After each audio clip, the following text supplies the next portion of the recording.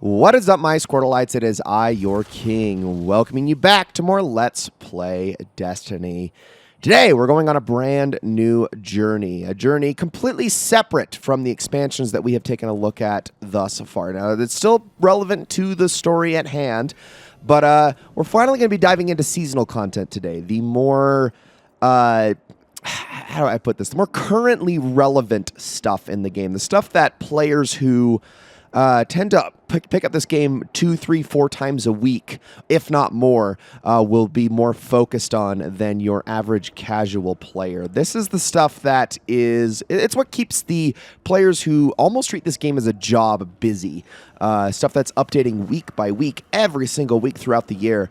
And we're going to be taking a dive into it today, starting with the very first season of the Witch Queen Year, Season of the Risen. Now, this begins with a cutscene that we have to go and play over here in the hangar. So let's meet with Kaidal. You opened fire on us. My warriors were responding to unexpected threats. Surprised you had the troops left to report the incident. Not sure I'd go in there if I were you. The rules of engagement had changed. I don't need to listen to this.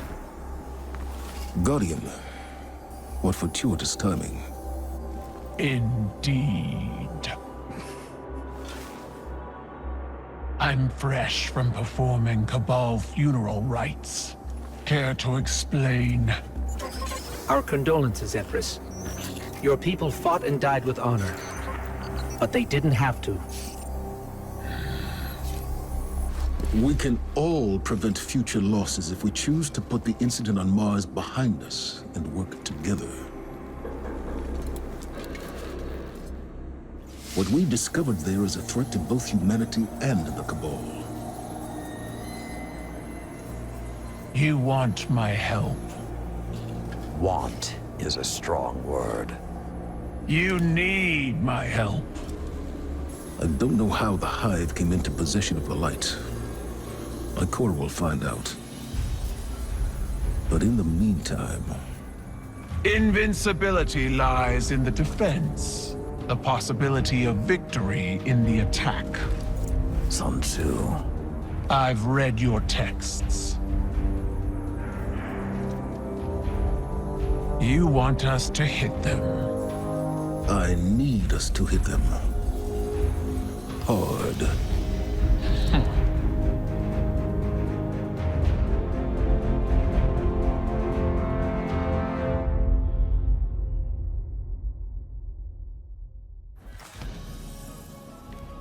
Okay, so Season of the Risen, more than any season before it, is truly a supplementary season that is, or sorry, not supplementary, complementary season to the Witch Queen expansion. Other previous seasons sort of tied in, but not really. Like Season of the Undying kind of had something to do with Shadowkeep. Season of Hunt really had nothing to do with Beyond Light, but this one is 100% tied into the events of Witch Queen due to the fact that we're using this alliance with the Cabal as a means of investigating what happened to the Hive and how they were able to get the light. Now, obviously, we find out those answers throughout the course of the Witch Queen expansion, so some of that is already figured out. But there's more to this season than just that. We're going to be learning about certain characters as we go, so we're going to want to head over here to the war table first to begin this entire thing. I meet you in blood, Guardian. There was violence between your people and mine. This will be forgiven. Once. Our alliance must be strong to stand against Savathun's hive. I see Commander Ikora has delivered the Synaptic Spear. Light-suppressing Cabal technology. Refined and weaponized. Locate a hive lieutenant. One brimming with Savathun's influence. My scions will force it into their mindscape and connect your light to the light of the weakened hive. It will struggle against you. You will face embodiments of its belief in Savathun. Take up your spear and destroy them, and it will be left lightless.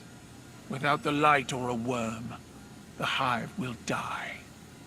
Unless my scions keep it alive, We will bring it to your helm and sift through its broken mind to discover its secrets, all under the watchful eye of your Lord Saladin.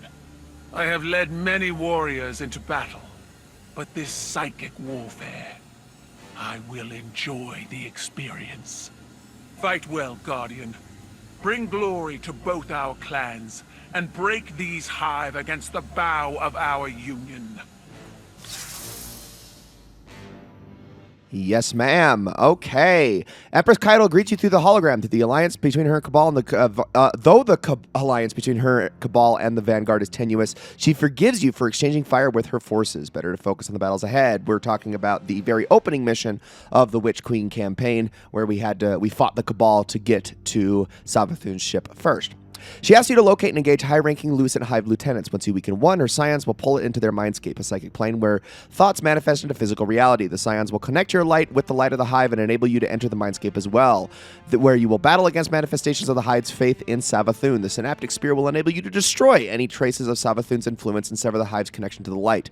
Whether the light or a worm, the Hive will die, Kaido growls, unless my scions keep it alive. The lightless Hive will be transported to the research station on the helm, where Kaido will turn the operation over to Lord Saladin. Fight well, Guardian, Kaido says, and the hologram flickers with another incoming transmission. Young wolf, we have need of your fangs. The Vanguard is split. While Ikora deals with Savathun in the Throne World, we're facing more direct threats here on Earth. Lucent Hive have broken into the EDZ. Our guardians on the ground were caught unprepared. The reinforcements we sent were lost. We are facing a new enemy. Hive with the light. I will not allow it, so I'm sending you. I'm told you can use that spear to sever the Hive's connection to Savathun, essentially killing it.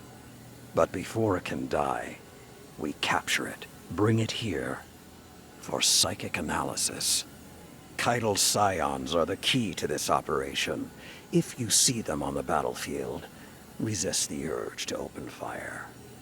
We need them to learn what happened to our guardians, and how to stop it from ever happening again. The Hive are at our doorstep. They think their corrupted light gives them the strength to stand against us. Now go to the EDZ and show them how wrong they are. Okay, so we've basically been told the exact same thing 3 times now. But yeah, we're just going to move on past that. Okay, so let's talk about the way that a season works, at least up to this point. You have to understand that the seasonal content model is always evolving, always changing. So what you're going to see here, not only does it change from season to season throughout the Witch Queen expansion this year, with Season of the Risen, Season of the Haunted, Season of the Plunder, and Season of the Seraph.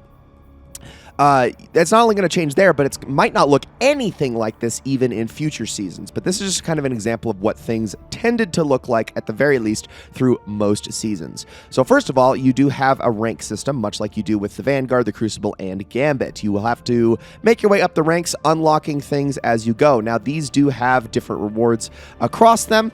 You'll start by just getting like basic armor and whatnot, but you'll eventually start getting better stuff as you go. And then the final reward is, of course, a golf ball, a Ascendant Shard. On top of that, you have other quests that are involved, but then we want to talk about this thing right here.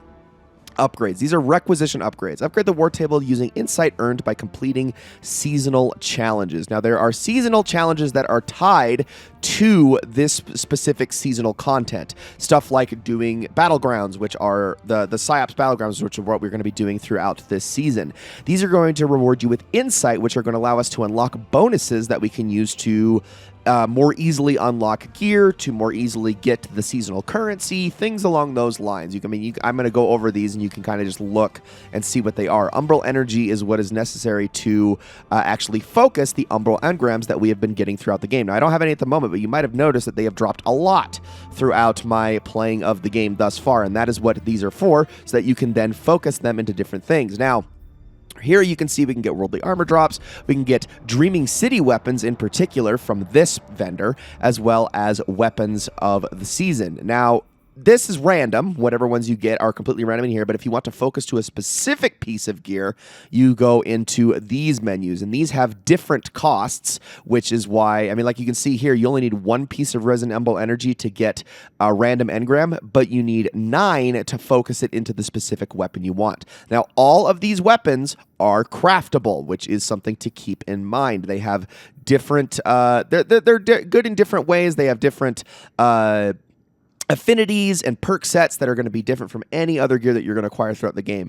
And as you go, you can also focus this armor into much higher stat gear than you would be able to get otherwise. The reason why the cloak is only 1 is because cloaks don't have stats, but the rest of these are 4 because you can actually get really good stats out of them, and that is part of the whole upgrade path. So this is the kind of stuff you're going to be staring at as you go throughout all of the seasonal content, and it kind of is true across the entire spectrum of seasons, but like I said, it changes in future. So we're going to be doing the PsyOps Battleground EDZ on Earth via the Destinations tab on the Director. So we're going to want to head to the EDZ in particular and select this thing.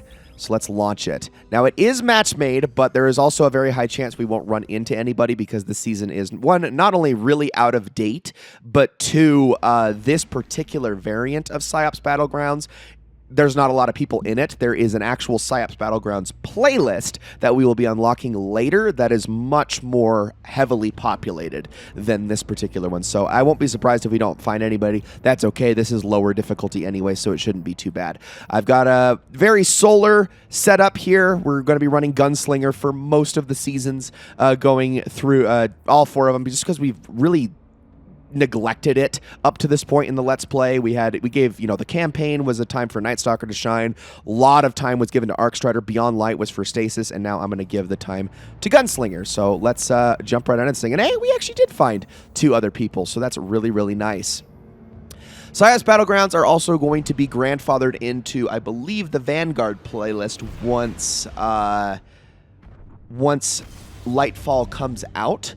I'm pretty sure that's what Bungie has said, because a lot of these Battlegrounds are very similar to Strikes in a lot of ways, not unlike the Battlegrounds that were in Season of the Chosen that are already in the Vanguard playlist. So, yeah. But let's begin.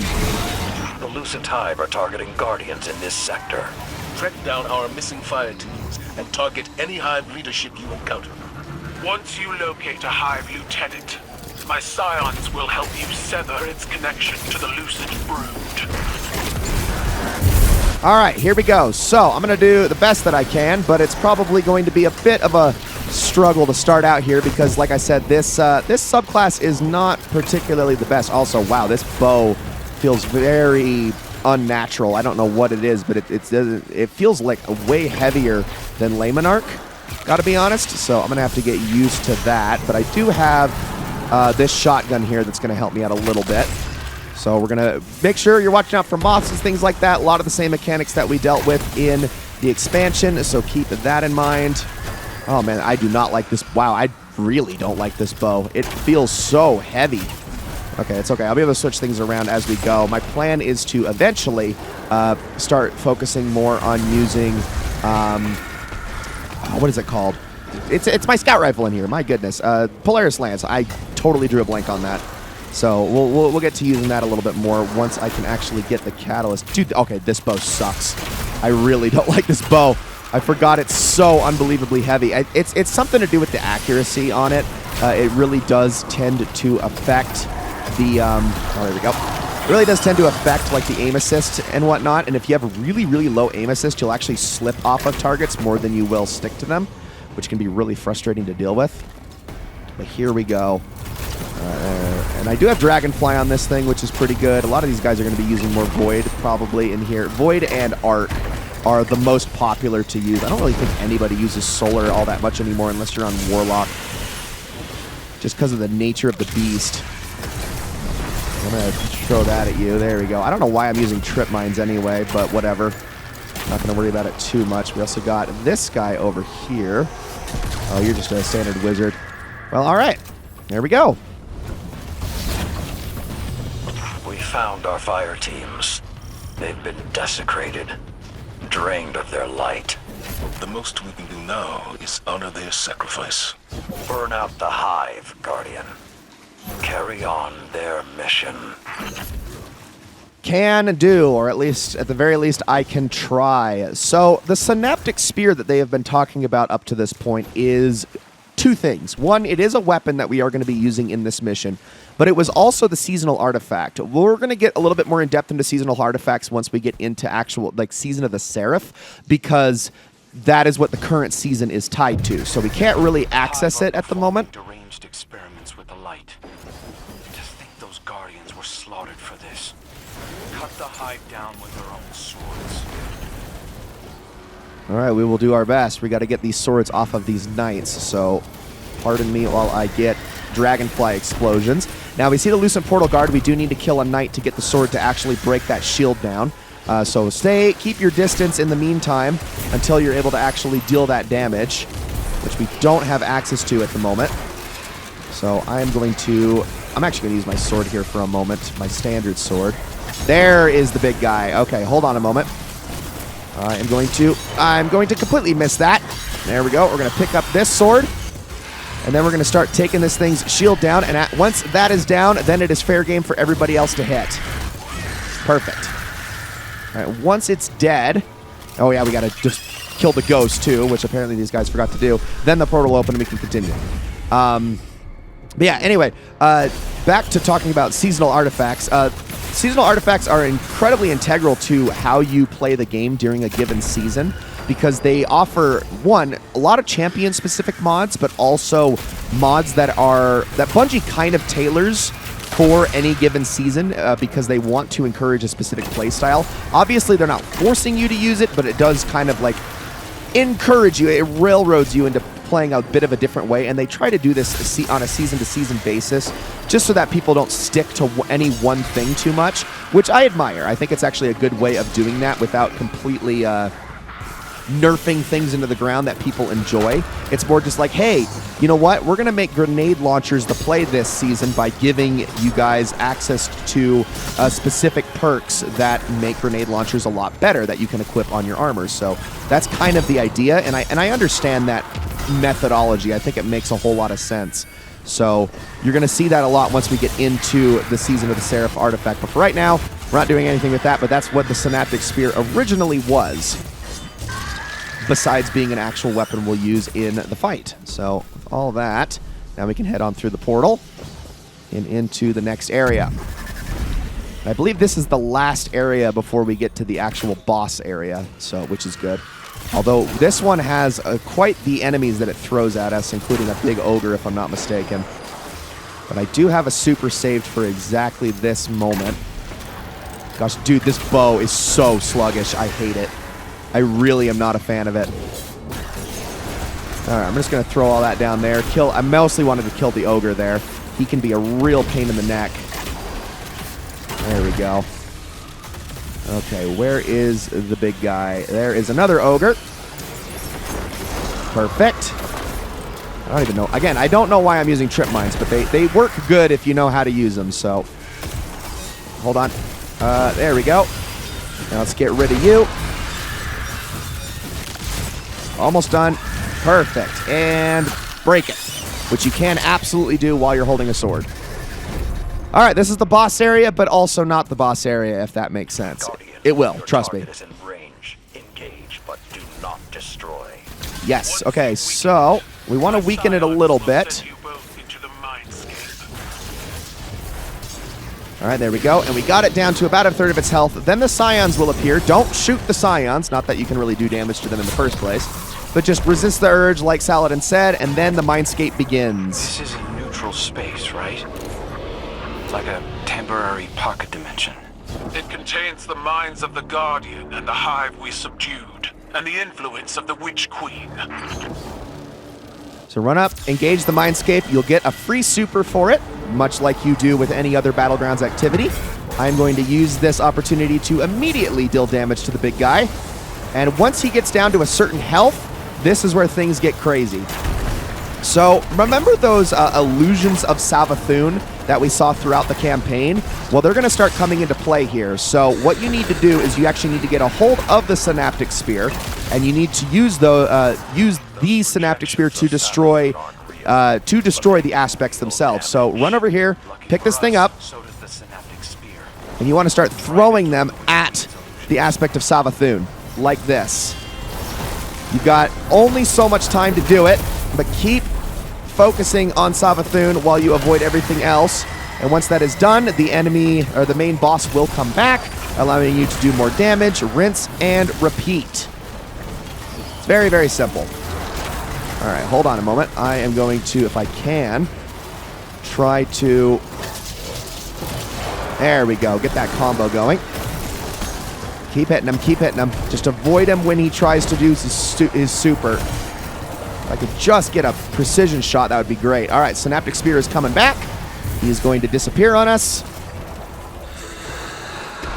And here we go. And I believe this time there are going to be two aspects of Savathun that we're going to have to get rid of. Oh yeah, and then they put the spear in a different place.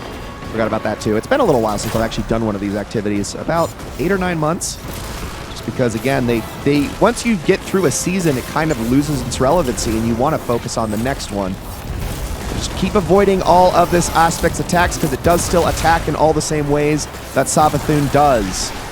Now, you can absolutely throw this from basically any distance, and it homes in pretty darn well, but you're not going to have enough from one Synaptic Spear to kill both aspects.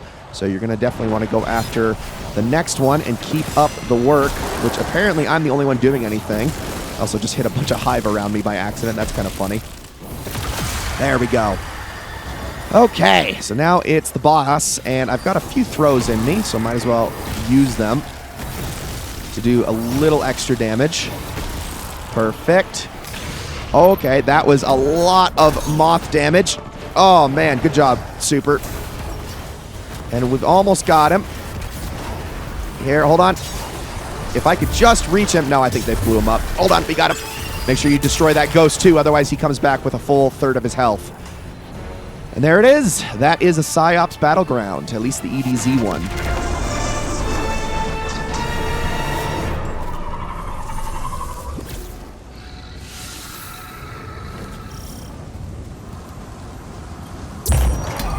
When I commanded my forces against the Guardians, I saw you as children, spoiled by the light. But now that I fight alongside you, I see that your true power is your mettle, not your traveler's blessing. Hundreds of years of dying over and over have made the Guardians fearless and ferocious. That's the kind of resolve I need on my war council, Lord Saladin. All right, let's go hear the debriefing from Lord Saladin in the next episode. Guys, thank you all so much for watching this episode of Let's Play Destiny. I hope you all enjoyed it very, very much. And I will see you all in the next one.